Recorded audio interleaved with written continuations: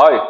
So in an earlier video, I was talking about uh, I met somebody cool, super cool, chill. Again, like there's no, it's not, anytime I say I met somebody, it doesn't mean like I met somebody, oh my God, I'm so excited. It just means like I actually like talked to somebody new and something interesting came out of it. So I talked to somebody new and something interesting came out of it. But as we were discussing yesterday, we were discussing empathy. And over the past couple of videos, I discussed empathy on like a deeper level of my experience. And what we were trying to talk about yesterday was empathy, but when it comes to the global sadness that's happening, which are the genocides, the wars, the fucked up politics that are happening around us, and the way countries have become useless and their words are kind of like just like useless. Anyways, we are at. This isn't an emotional thing for me. It's just frustrating that humanity are still this retarded. It's fine. Well, it's in our nature. I know that. Every once in a while, though, I have to remind myself that it's in our nature. I don't know how to like interact with the fact that there are a lot of people around us that are just kind of like not really looking at life in a way that makes it worth existing here. And this reminds me of like Kierkegaard.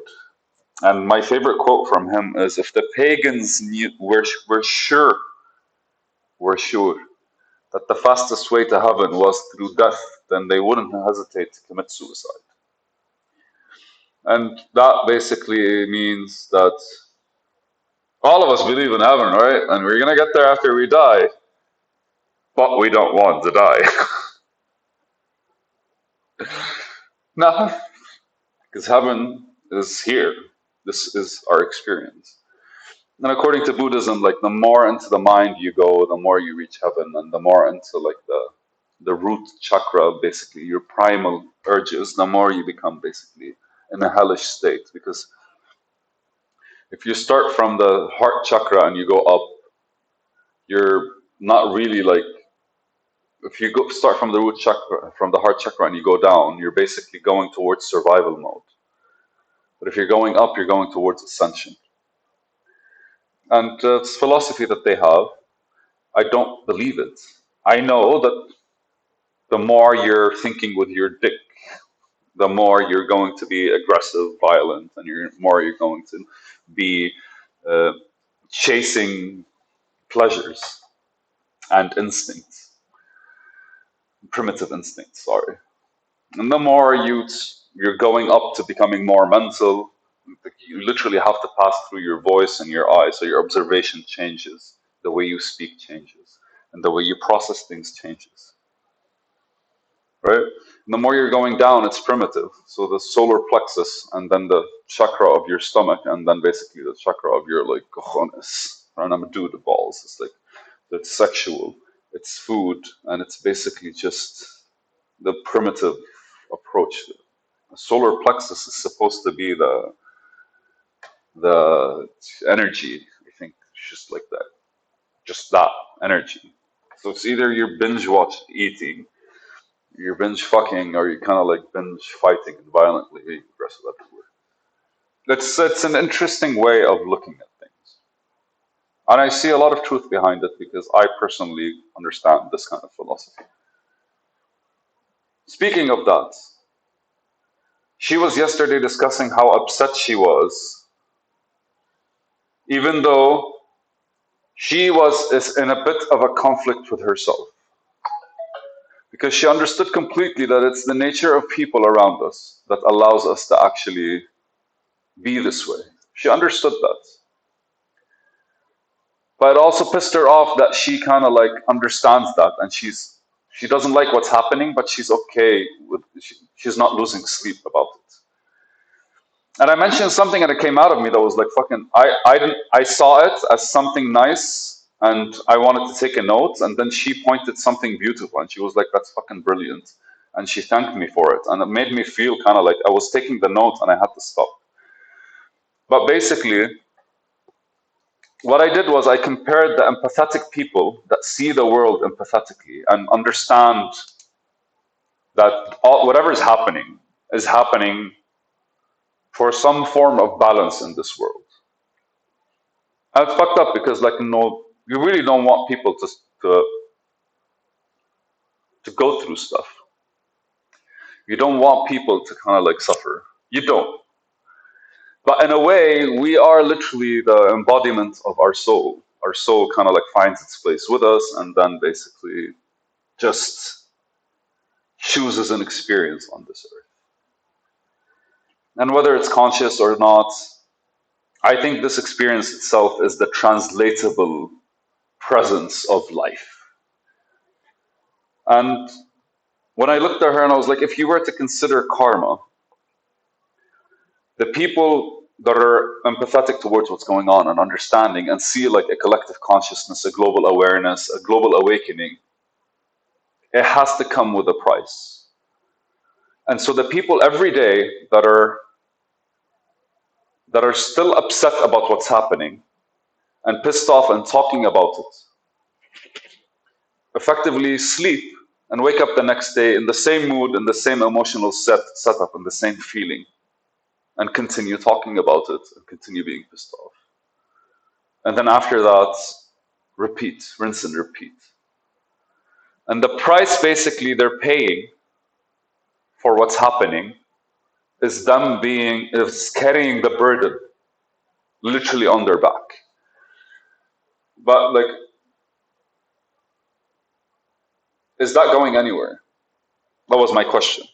When I looked at her and I was like, the price you're paying for what's happening is offloading this burden from your back and having to change because the burden is kind of keeping you in place. But if you offload it off your back, what you're effectively doing, and as an individual, is changing your thoughts, changing your behavior, changing your ways, changing the way you speak to people. And that's your contribution basically to humanity, because what you want is whatever is happening to not happen again. And since you don't know why, you're approaching everything differently in order to figure something out. Whilst everyone is just holding it in, carrying it on their shoulders, and being upset. And saying that got me realizing something like we owe, every single one of us owes our communities, our environments, our countries, our religions, our pride, our species. We owe it to our species to wake up every day and want to do something new. Wake up every day and want to change something that we already do. And it's funny because like our mechanical approach, the mental approach, is always reset or stick to something you already know. It is fascinating. Psychology, neurobiology, all that stuff, that's what they proved. They showed it, it's science. Hey! Down. The cat is chewing on my notes these days. So every single part of science has been showing that the brain always wants the familiar. But us, the familiar doesn't work. The familiar becomes stagnant. The familiar becomes stale. The familiar starts smelling. The familiar loses its freshness. The familiar loses its activity, loses its momentum. The familiar, like a car, if you don't have your foot on the gas, or if the engine is not moving, it starts slowing down. Even like, but in the best of scenarios, if the car is going with no resistance at all, at a straight field, straight plane, it's gonna find friction in the wheels. It's gonna find friction in the wind. It's gonna find friction somewhere, and eventually it's gonna slow down. Traditions are built when people stopped evolving, stopped changing. They're like, this works. I'm not gonna do anything else anymore because it works. And for how long? And eventually, basically, we lose ourselves, we lose cultures, and civilizations change, shift.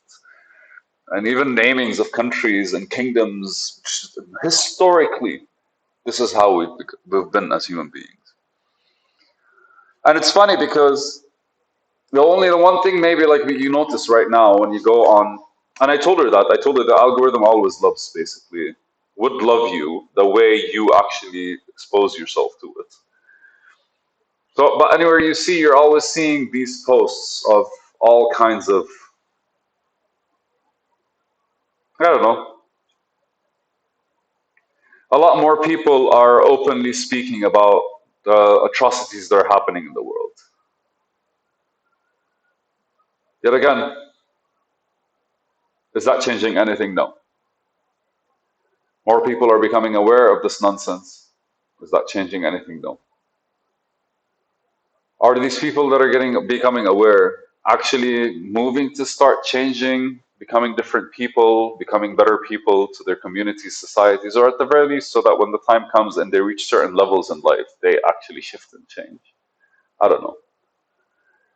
But we as individuals, we owe it to everyone around us. That matters and doesn't matter. It doesn't matter.